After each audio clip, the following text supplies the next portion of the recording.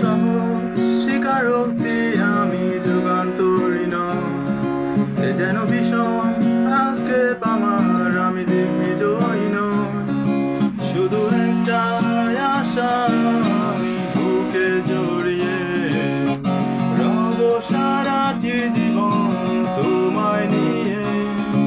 কোনো এক নিঃসঙ্গ রোদেলা রাতে দেখেছি প্রিয়তমা তোমার চোখে মিষ্টি হাসি।